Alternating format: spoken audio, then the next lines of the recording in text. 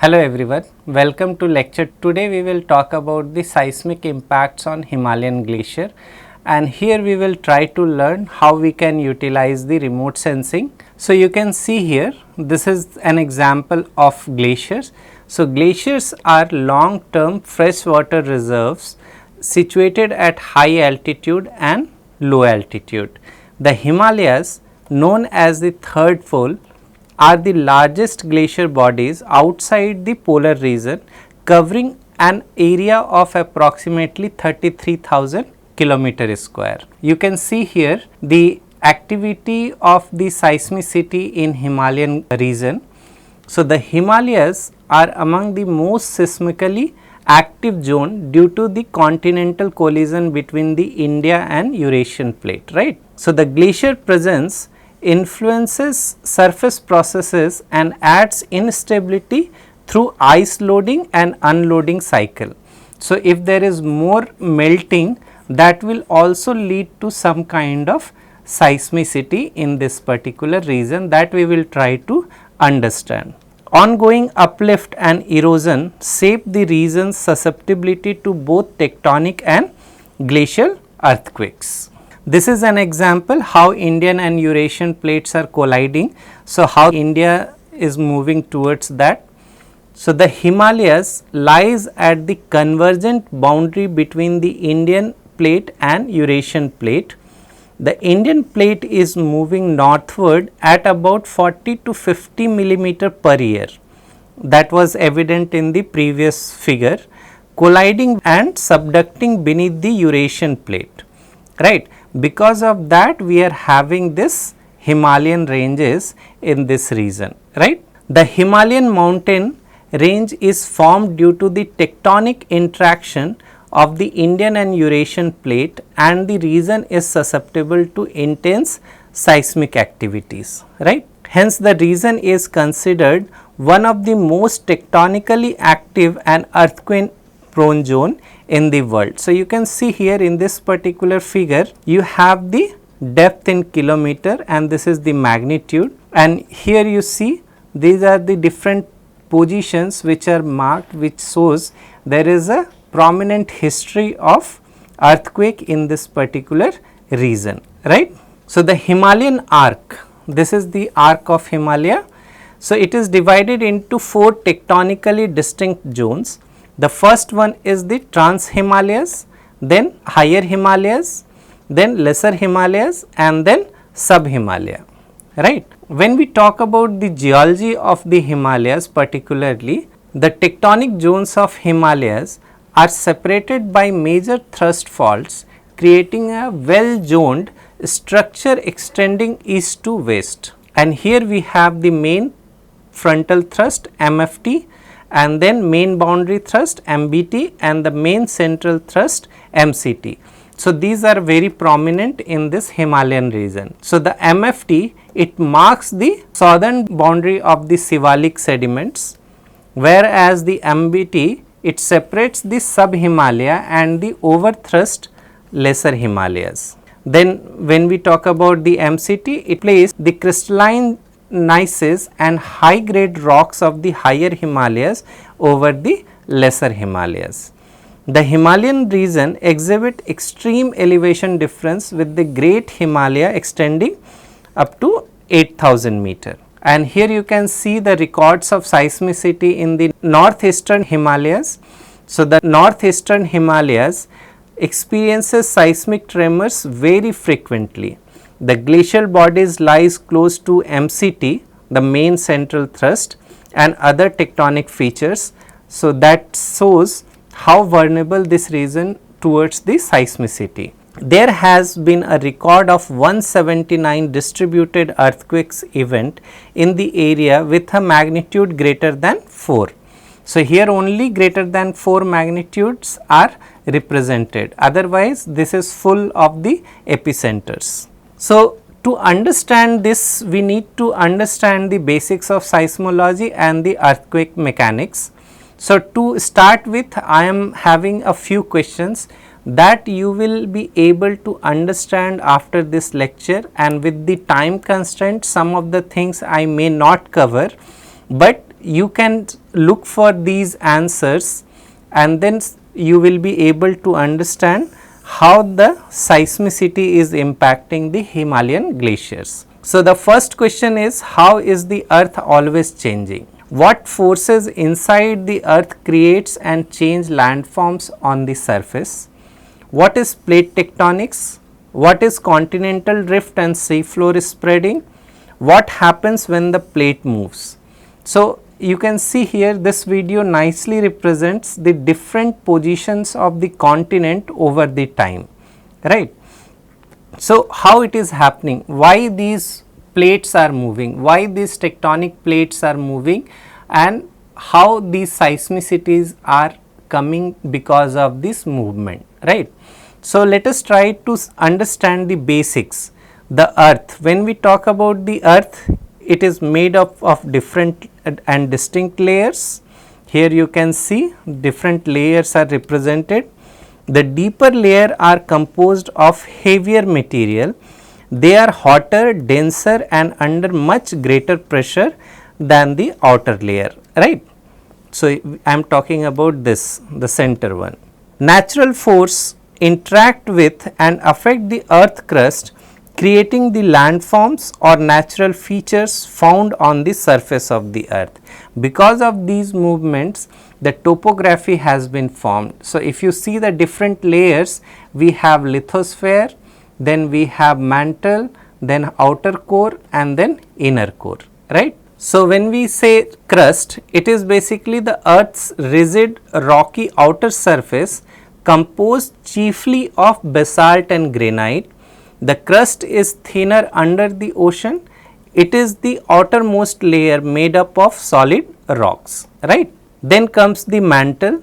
Here you can see this is the crust, then we have mantle, then we have core. In core we have inner and outer core. So, now we are talking about the mantle. It is a rocky layer under the crust composed of silicon, oxygen, magnesium, iron, aluminium and calcium. Convection current, so that I will be able to explain in the next slide. So, the convection currents carry heat from the hot inner mantle to the cooler outer mantle. It slowly deforms and flows due to temperature driven convection. Then comes the core. Now, we have the outer core, the molten iron nickel layer that surrounds the inner core. It generates the earth's magnetic field, right. Then we have inner core, which is a solid iron nickel center of the earth that is very hot and under great pressure. It is solid due to extremely high pressure at earth center. So, this is what I am talking about. So, this is solid because of the high temperature and pressure. The lithosphere, which is here, right, the top layer, it is the rigid outer layer composed of the crust and upper mantle, right. So, to understand this process, we need to understand the plate tectonics. So, a long time ago, scientists exploring the sea floor found that it is full of tall mountain and deep trenches, right. A single sea floor mountain chain circles the earth and contains some of the tallest mountain on the earth, which is greater than any other mountain which is available on the continent, right. So, now we are talking about the sea floor. Along this mountain chain is a deep crack into the top layer of the earth. So, here when we are talking about this, let us say this is the ocean floor. So, here these are the mountains under the sea, right, and here you have a deep crack, right. So, here the sea floor is pulling apart and the two parts are moving in opposite direction. Now, this is moving in this direction, this is moving in this direction. This is one of the example, carrying along the continent and ocean that rest on top of them. So, suppose sea is ending here, then we have continent, right. So, if this is dividing this particular plates into two parts, so one is moving this side, another is moving this side. So, whatever is there on top of it, that will also get dragged with it. So, the piece of earth's top layer which carry the continent and ocean are called tectonic plates, right. These plates are moving very slowly, but constantly. Most of the plates are moving about as fast as your fingernails are growing. So, you will not even notice it, right. So, here according to the theory of plate tectonics, the earth's outer shell is not one solid piece of rock, right. So, from outside it looks like it is one piece, right, but it is not one piece. Instead, the earth crust is broken into a number of moving plates. The plates vary in size and thickness, and these plates are not anchored in place, but slides over a hot and bendable layer of the mantle, right. So, because of that this movement is possible and earth is changing its form, right. So, the earthquake originates in the crust or upper mantle, that is the lithosphere. The earth crust is divided into distinct plates called tectonic plates, which floats on the more ductile asthenosphere. The motion of these plates cause earthquakes, hence they are concentrated along these plate boundaries. So, here you see these are the boundaries of the plates, right. So, most of the earthquakes are found along these plate boundaries, right, because of this movement that I will be able to explain with one of the video. So, you will be able to understand why seismicity is more prominent along these plate boundaries, right. So, to understand this plate tectonics, the current form of the earth was not like this what we see today, right. So, India, which is located here, was not here actually. So, it was somewhere here and slowly it is moving and then it is colliding with the Eurasian plate, and because of that there is a formation of mountain which we call Himalaya. So, how is the earth always changing? What is the impact of these changes on the surface? Because of this you are having the different topographic features. What is plate tectonics and how does it work? So, that you need to understand. So, to understand this you need to understand the continental drift and sea floor spreading concept for to understand how earth has taken the current shape, right. So, for example, you take this particular map and cut all the pieces, right. So, that separate all the land masses and then try to join them together. You will find they are fitting with each other. That shows at one point of time in earlier times they were together, right. So, because of that they are fitting with each other. So, it will be one large mass surrounded by the ocean. Just imagine what it will look like. So, you can see here the initial form, it is fitting with each other and then slowly it is changing its form because it is floating on the mantle, right. So, perhaps in 250 million years time from now there will be a new supercontinent, right. So, these things have been explained in this particular paper. So, here earlier we had the Pangea, that was 250 million years ago.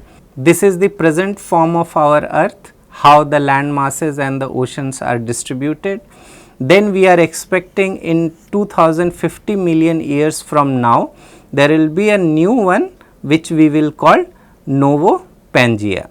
Then from that point of time again 250 million years we will have the Amasia. From there again 250 million years later we will have the Pangea Proxima. So, it is kind of a development which we will not be able to see, but we are able to model it with the current velocity at which the plates are moving and how much time it will take and which direction it will go, that is possible to model.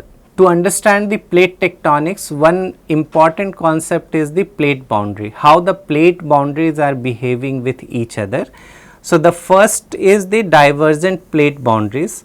The movement of the plates away from each other results in the formation of the new lithosphere, right. So, here you can see the example of divergent plate boundary where both the plates are moving away from each other, right. Then comes the convergent plate boundary the movement of the plates towards each other, where they can come together and one of them is recycled into the mantle. So, here you can see this plate is subducting and it is going towards the mantle, and there will be some interaction between these two plates at the top, right. Then we have the transform fault boundary. So, the plate slides horizontally past each other, right. So, here one plate is moving in this direction, another is in this direction. So, here what will happen? There will be more interaction between these two plates, the surface area will be more, and we are expecting more seismicity in this particular region. So, this is one example which I was talking about. So, suppose this particular plate is moving downward, right. So, these are not the smooth surfaces. So, what will happen if there is a hinge, right. So, they get stuck here, and because of that, after certain amount of time the stress will be built up and then this will release later, right. So, this is what we are experiencing in terms of earthquakes. So, the earthquakes are triggered when energy stored in the elastically strained rock is abruptly released. The sudden release generates seismic waves that cause strong ground shaking near the source. These seismic waves spread out in all the direction through the earth's interior. The amount of shaking depends on the energy released and the distance from the focus. So, this particular conceptual diagram explains how these focus will be found at the fault plane, right. So, the stress and strain in the rock that can be understood here. So, rocks within the earth are constantly under force that bend, twist and break them. As stress on a rock increases, it undergoes changes in shape, size or volume known as strain. The rock typically deform in three successive stages. So, the first one is the elastic deformation. So, it is reversible, ductile which is irreversible, and then fracture which is again irreversible where the material breaks, right. So, the occurrence of earthquake which are commonly found on the plate boundaries. So, these are composed of many faults. When these plate moves, stress accumulates along the faults. Earthquakes occur when the stress overcomes the friction and the rock suddenly slip. The surface where the slip occurs is called the fault or fault plane. This movement releases energy in the form of seismic waves, here you can see, which can result in ground shaking and surface rupture. So, here you can understand the mechanism of earthquake generation, how it happens when we have the normal fault. So, this particular hanging wall is going below, right, and then because of this interaction you will have the earthquake generation. So, the hypocenter and the epicenter, which is very critical for the earthquake. So, the focus or hypocenter is the point below the earth's surface where the fault rupture, that is the earthquake starts. The epicenter is the point directly above the hypocenter on the earth's surface. The hypocenter and epicenter helps to locate and describe the origin of the earthquake. So, here you can see this is the epicenter and this is the fault plane, right, and here we have the hypocenter. Earthquake damage is often greatest near the epicenter and its intensity primarily depends on the distance from epicenter and local geology. What kind of rocks and soils are present in this particular area, that will define the severity of the earthquake at a particular location. So, there are different types of fault. So, a fault is a fracture or zone of fractures between two blocks of rocks. The length of fault may vary from a few millimeter to thousands of kilometer, and they cause recurrent displacement over geologic time.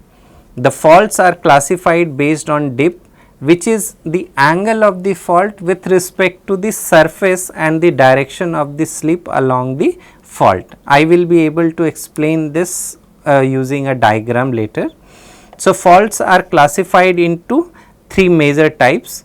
So, the dip slip fault, then strike slip faults, and then we have the oblique slip fault.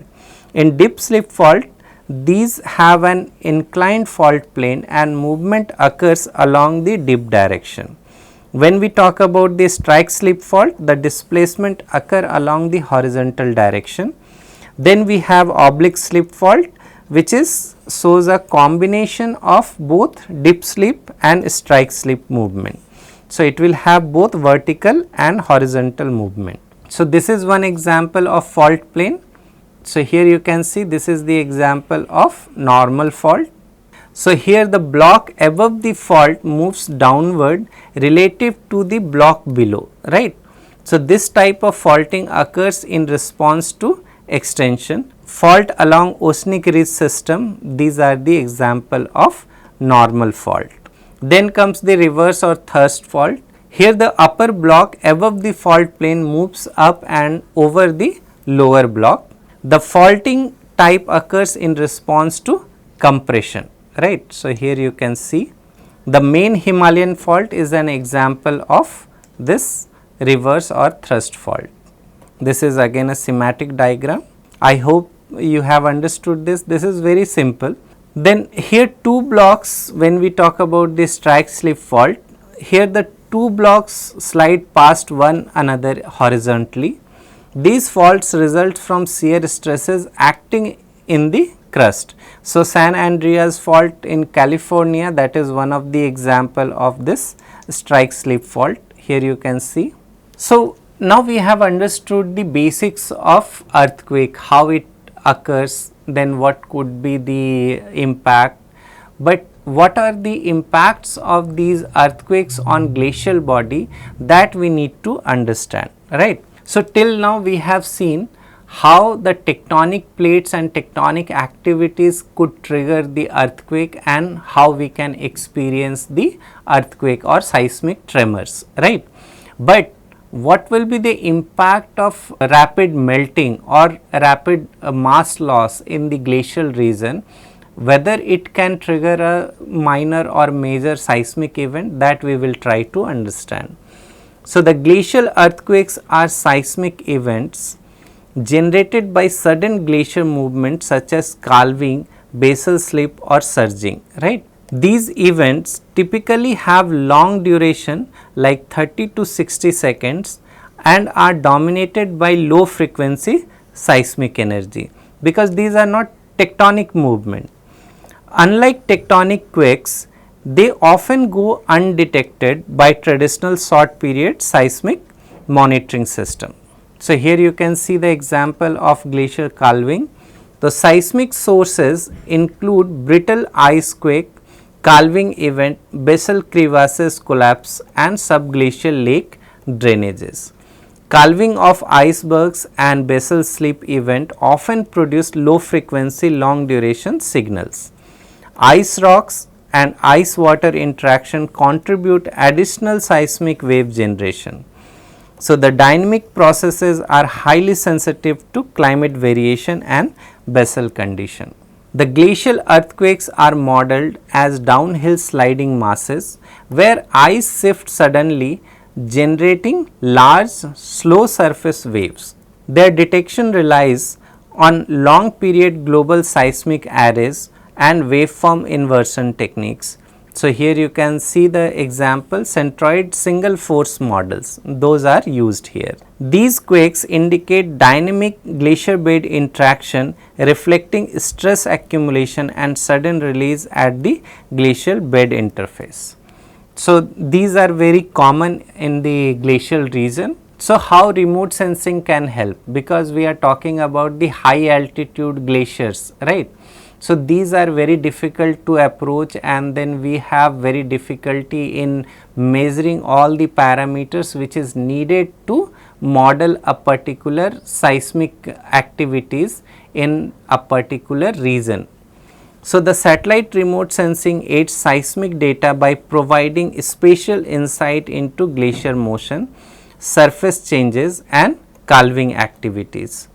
Synthetic aperture radar and interferometric SAR are key tools for detecting glacial displacement, upliftment and the basal slip. These can be modeled very easily using the microwave remote sensing data. Whereas optical sensors like Landsat, Sentinel-2, these can be used to track the changes in glacier extent, surface crevasses and terminus retreat. So, that we have seen in the previous few lecture how optical remote sensings are useful.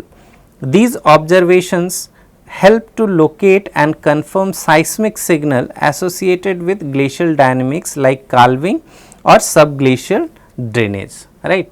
So, I hope you have understood the role of remote sensing in seismic study. So, the remote sensing helps to identify source area of glacial earthquakes when fields access is impossible or dangerous.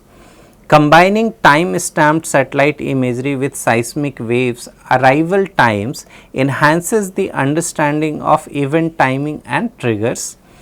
Post event imagery can verify morphological changes such as crevasses, widening, calving front and surface collapse. Integrated analysis supports early warning system and expand our understanding of glacier behavior under climate stress. I hope you have understood the potential of remote sensing in seismic studies. So, with this I will end the part 1 of this lecture. We will continue this discussion in the next part. Thank you.